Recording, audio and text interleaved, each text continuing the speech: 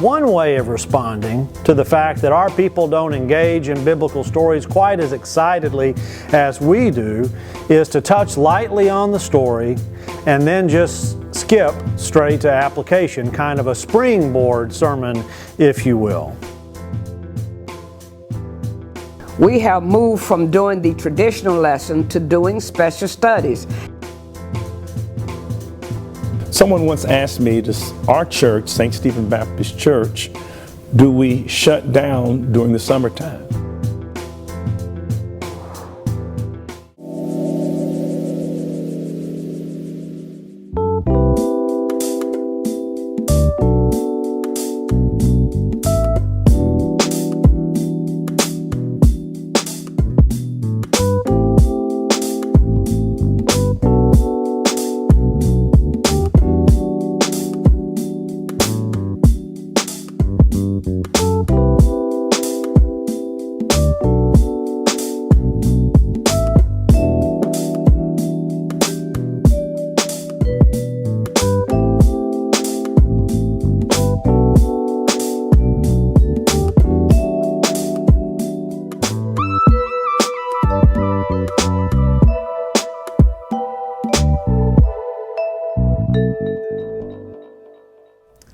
Hi, it's good to be back with you on The Torch. My name is Chris Caldwell, and I have the privilege of teaching at Simmons College of Kentucky, where we are proud partners with you, our NBCA brothers and sisters. So thank you for tuning back in, and thank you for your support of Simmons College.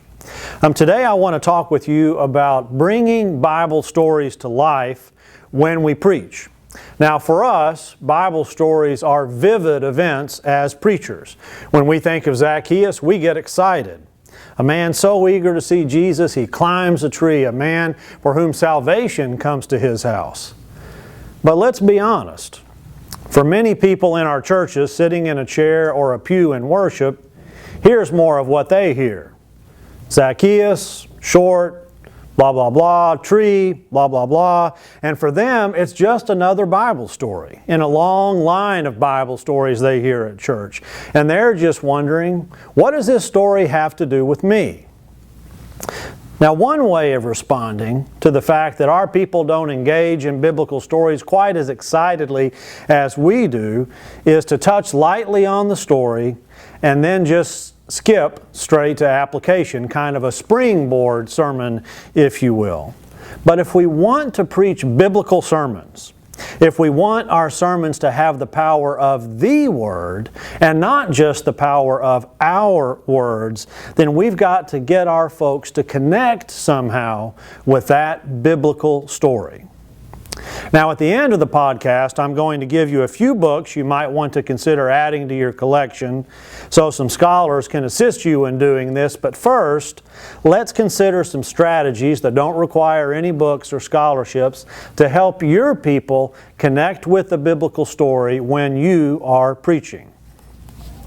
Now, footnote here, these strategies will work for preaching. They'll also work well for Bible teaching, whether it's a Bible study or a Sunday school class you might be asked to teach. Some of the questions I'm going to suggest to you that you throw out when you're preaching to the congregation, you could, in a Bible teaching format, put as real questions to the people and give them a chance to respond back to you with their thoughts and using their imagination. So it'll work for preaching. These tools will also work for Bible teaching. Now for this podcast, I'm coming out of a framework called narrative preaching. Narrative preaching assumes that the stories of Scripture have the power to shape us as stories. Wayne C. Booth wrote a book called The Company We Keep Toward an Ethics of Fiction. What we're trying to do with the biblical story is to get our folks to keep company with it, to become a friend with the story for a time, to live into the reality of the story so it becomes not just another Bible story, not just more blah, blah, blah, if you will, but a story that they're living into and imagining. So if our folks are going to be shaped by the biblical stories, they've got to get into them. They have to inhabit the story and not just passively hear the story. So let's talk about some ways to get into stories, and I'm going to use the story of Zacchaeus as an example. And as we move that direction, let me ask you a question. When you had high school English class or maybe a college class in English, what did the teachers tell you to look at so that you could get into the stories that you were reading? Well, there are a few things. The setting, the plot, the characterization, how the characters are developed, the imagery, all the things that are there in the story, and the conflict that is within the story. And in just a moment, we're going to unpack each of those one by one. But before we do that, let's take a quick break.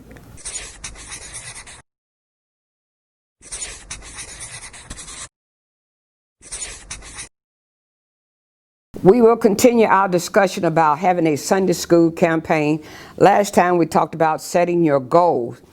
This time I want to tell you something that you might find of great interest, which we do at St. Stephen.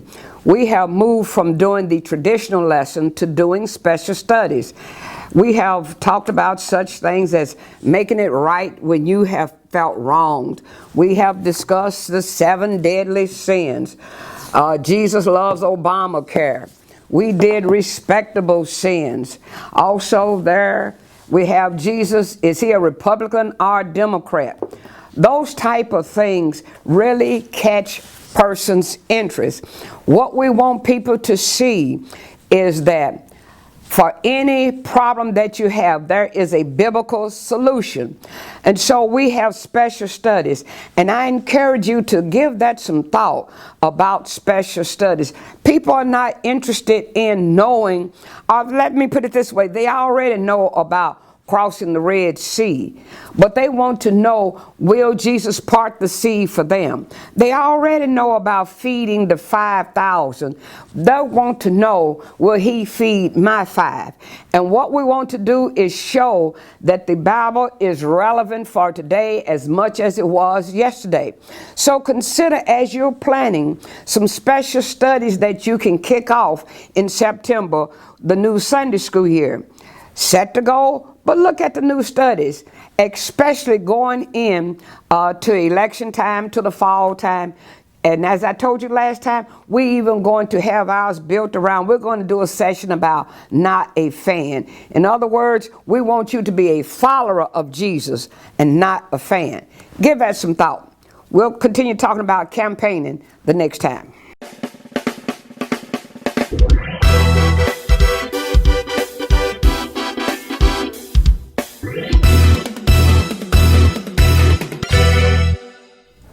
Okay, welcome back, and let's begin by talking about the setting of a biblical story.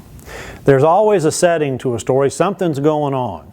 Before you walk into the story, you've been someplace else. Before the characters walk into the story, they've been doing something else. And so the setting of the story lets us know how the table is set for the story to unfold. What does the scene look like? So, for example, if you're preaching on Zacchaeus, it begins with Jesus walking down the road.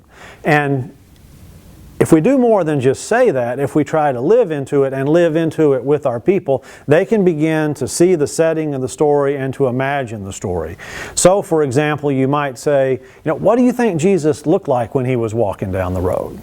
Were people always asking him questions? Was it one question after another as he walked down the road teaching? Or maybe he had time to himself. Maybe he's thinking about what he's going to preach that night at the revival.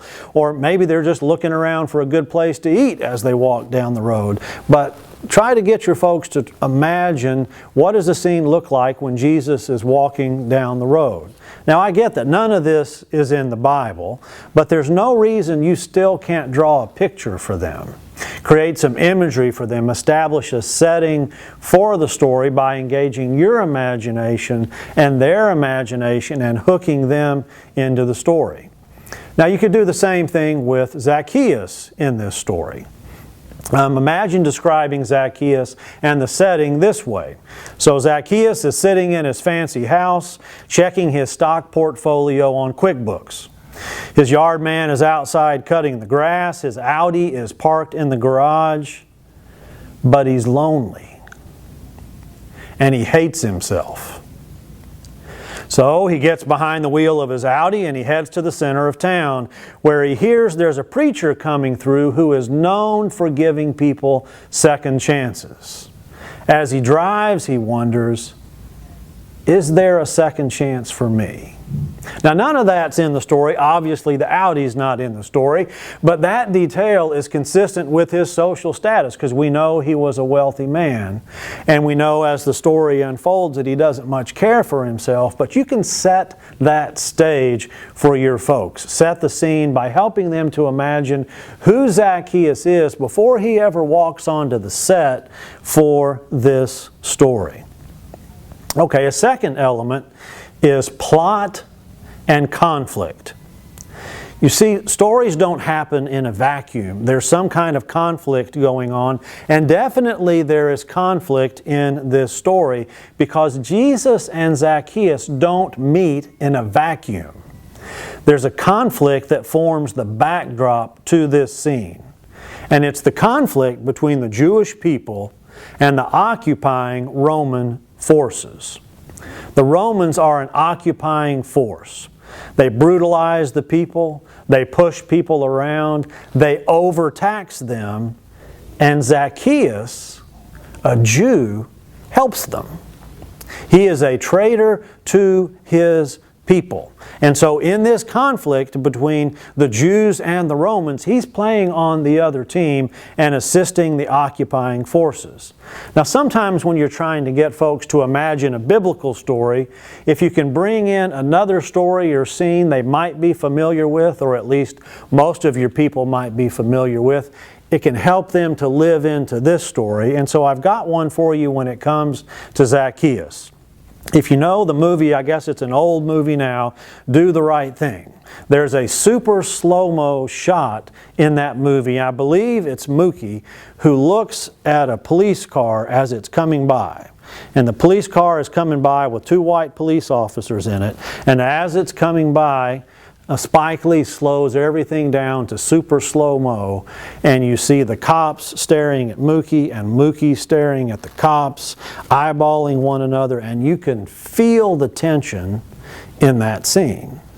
Now, I would say to you, when Zacchaeus drove by the street corner and Jewish men were sitting out there and they saw Zacchaeus in his Audi, if he looked over at them, you could have cut the tension with a knife in that scene, because they did not appreciate Zacchaeus. They resented Zacchaeus as a traitor to his people and working for this occupying force. So that's plot and conflict. You've got a conflict that's a backdrop in this story between the Romans and the Jewish people. Another element, characterization. How are the characters, the people in the story, developed? And here we're trying to paint a picture or point out how the story paints a picture of the characters in the story. So instead of just saying Jesus is walking down the road or Zacchaeus is walking down the road, we're trying to tell the story through the lens of one or more characters. And so, for example, you could tell the story through the lens of Zacchaeus. And I think it's called a GoPro, the things they put on their foreheads with the cameras. You know, one way of doing this with your folks is to say, okay, let's imagine Zacchaeus has got a GoPro on his forehead. And he's heading down to see Jesus. And let's imagine what he's seeing.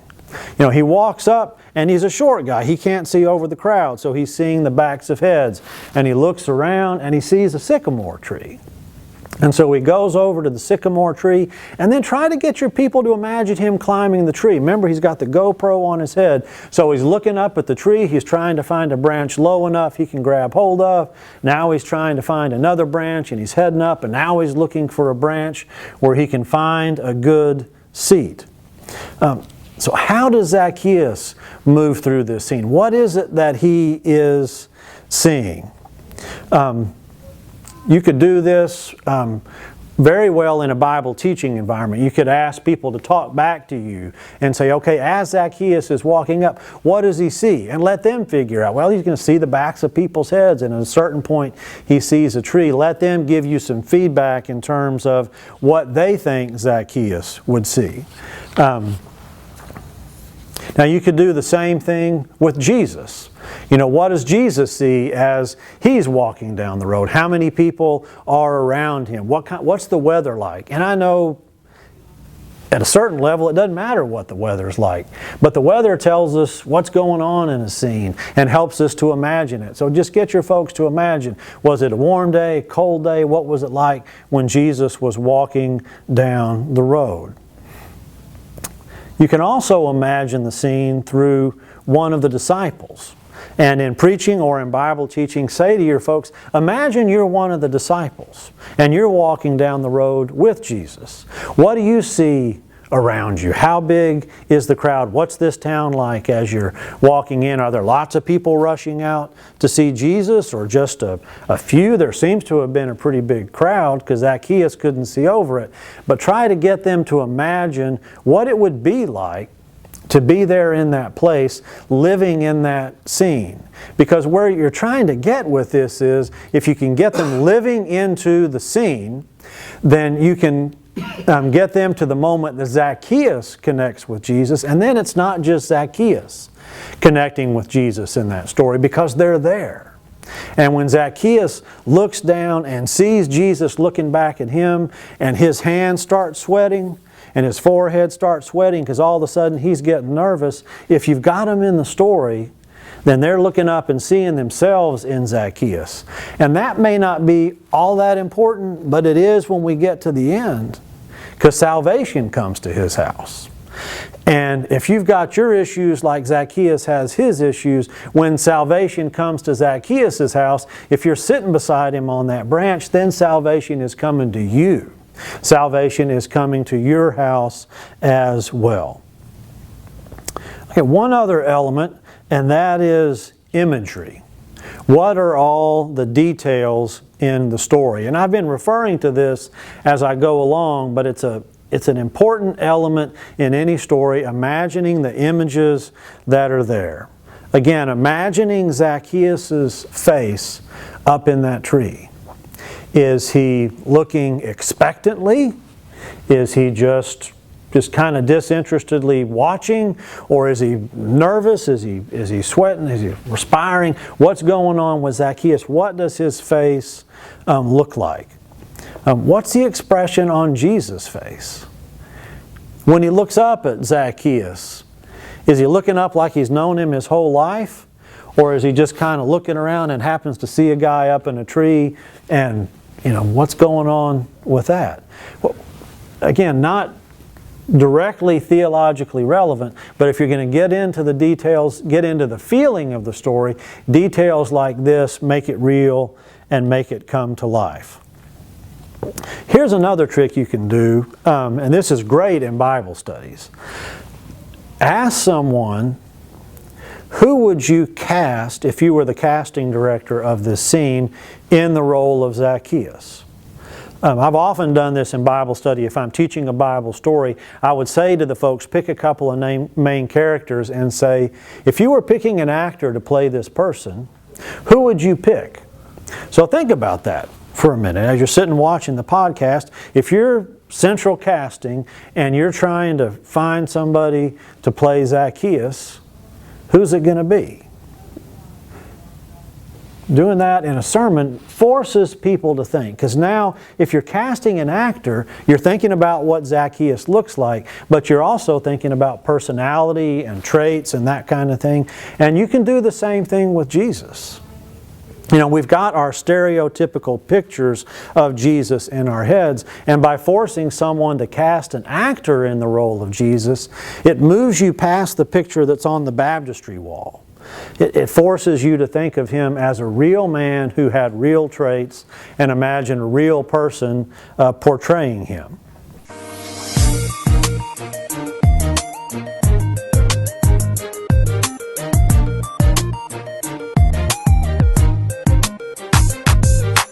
Someone once asked me, does our church, St. Stephen Baptist Church, do we shut down during the summertime? Because believe it or not, there are many churches and some denominations that shut down. Well, we don't shut down, but there is a slowdown because members are attracted to so many other things that the summer has to offer. Vacations, family reunions, picnics, the lure of nature draws people quite often away from church. And when people are absent from church in the summer times, well, in most instances, so is their offerings. So you don't want to have a financial summer slump. You want to have a financial summer surge. You must provide your parishioners with different methods and vehicles in which they can support the church. For example, it's important that you remind your congregation that you have online giving. If you do not have online giving, then you need to put in place a online giving platform so that your members not only can watch you online, but they can give online. Also, you need to develop a text to give program so that people who are just a second away from their cell phones and their smartphones can also give online, and so that the members might experience the joy of generosity. Well, summer's coming. Summer will slow us down, but summer does not have to shut us down. I'll talk more next week about some other strategic ways in which you can become a fully funded church and create a whole congregation of generous members.